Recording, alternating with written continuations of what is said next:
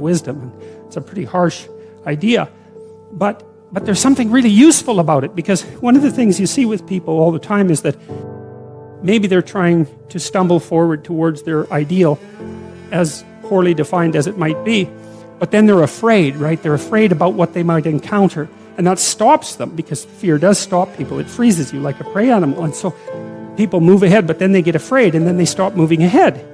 And that's not so good, because negative emotion is a really powerful motivator. So we're more motivated by negative emotion than positive emotion. Quantitatively speaking, you can measure that. And that's, I think, because we can only be so happy, but we can really be suffering and dead, So we have to pay more attention to the negative.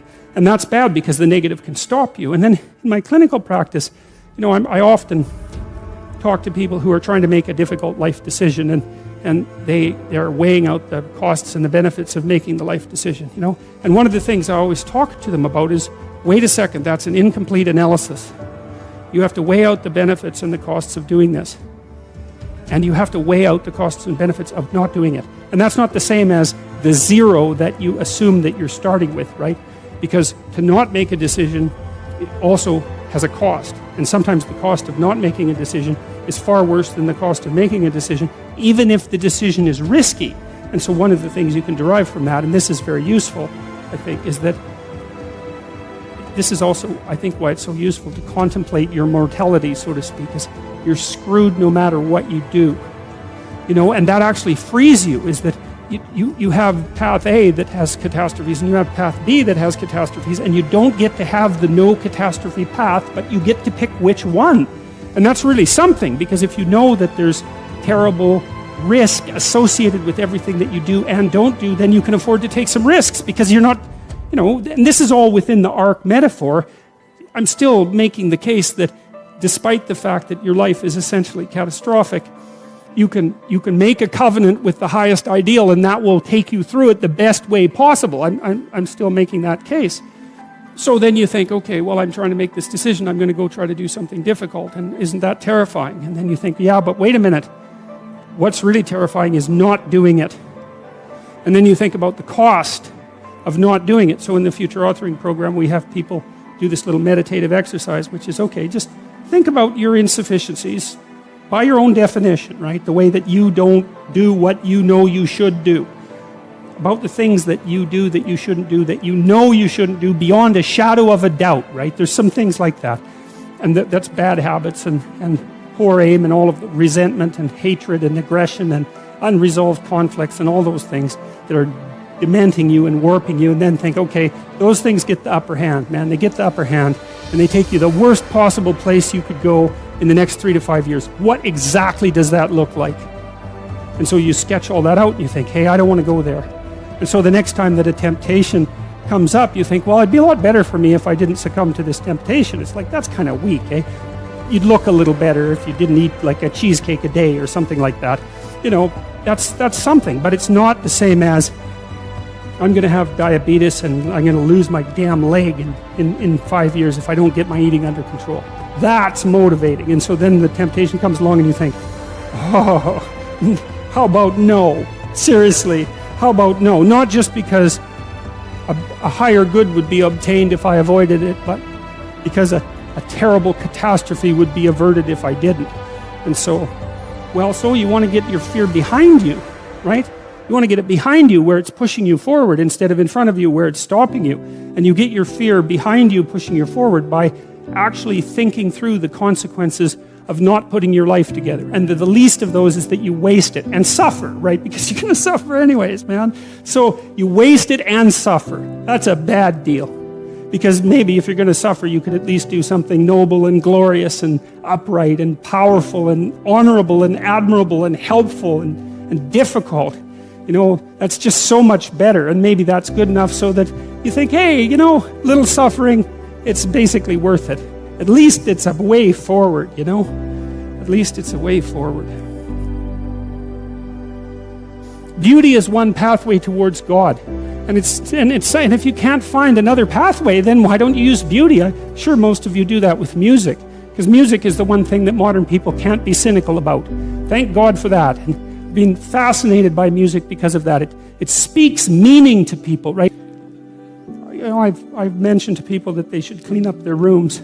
That's become quite the internet meme. But I'm really serious about it because it's really hard to do that. And I've been cleaning up my room, by the way, for about 4 months now because my life was thrown into such a catastrophe, and also we were renovating. And so, but it isn't just that you clean it up, you also make it beautiful. And it's really hard to make something beautiful. And it's really worthwhile. And what's really cool is if you learn to make something beautiful, even one thing, if you could just make one thing in your life beautiful, then you've established a relationship with beauty. And then you can start to expand that relationship with beauty out into the world, like into other elements of your life. And that is so worthwhile. It's just incredibly, crazily worthwhile. And that's an invitation to the divine. You know, you have to be daring to do that. And people are terrified of it. People are terrified of color. They paint their walls beige. They're terrified of art. They buy some mass-produced thing because they don't want anybody laughing at them for their lack of taste. Because what do you know, right? You have to develop it. And so you're going to stumble along and make mistakes to begin with. It's kind of hard on your self-esteem, but you're stumbling towards the kingdom of God. That's what you're stumbling towards when you try to make an aesthetic decision and to put something in your life that's beautiful. And it's unbelievably worthwhile to do that. Man does not live by bread alone. That's exactly right. We live by beauty. We live by literature. We live by art. And literally, not metaphorically. We cannot live without it because life is too dismal and tragic in the absence of the sublime. So, and ourselves, we have to be sharp so that we can survive properly and orient the world properly and not destroy things, including ourselves. You are somewhere, you're a certain way, you're moving forward, something happens that you don't expect, it blows you into pieces, it introduces chaos, right? You face the dragon, you get the gold, or maybe the bloody thing eats you and the story is over. And then you get to where you're going. But then the question is, well, what happens when you get to where you're going? And that's a really important issue because one of the things that happens to people all the time in their life is that they get to where they're going and then they don't know what to do, right? So, for example, you graduate from university. It's like, okay, story over. Who are you now? Who are you the next day? And so what happens is when you succeed, then there's a success crisis. And the success crisis is, well, I've run this story to its end. Now what?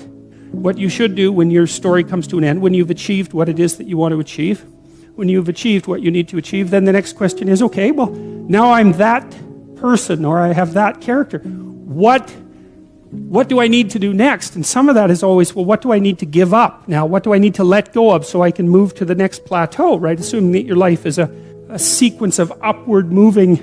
It's like Sisyphus, except you're actually, each time you climb up the mountain, you get a little higher on the mountain. It's something like that. So it's Sisyphus with an optimistic bent. And maybe if you push the rock up the mountain properly and let it roll down, and if you do that right, then it's okay. Every time you roll it back up, it's better in some sense.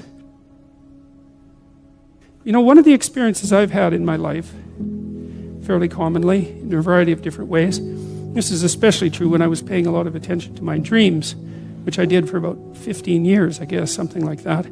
Now and then I would feel like I'd learned some things and had sort of consolidated them, and then before I went to sleep, I'd think, okay, I'm ready to learn something else. It's like, and I didn't say that without trepidation, and because usually when you learn something, you know, it's not that pleasant, because you usually learn something about why you're wrong. And the deeper the thing that you learn, the more you learn about why you're wrong. And there's a death that's associated with that, because then you have to let that part of you that's wrong die. And that's the sacrifice, right? And so you have to make a sacrifice. You have to be willing to make a sacrifice before you're going to learn something. Perhaps what you'll learn is in proportion to your willingness to make a sacrifice. And I really do believe that. I do believe that as well, because I also think that if you commit to something, that means that you don't do a bunch of other things, right? So that's the sacrifice of all those other things. You commit to it and you set your sights on it. If you really commit to it and you get the sacrifice right, so to speak, then the probability that that thing will be successful vastly increases. And I think that that's also not a naive way of thinking or a foolish way of thinking. My experience has been that that's the case.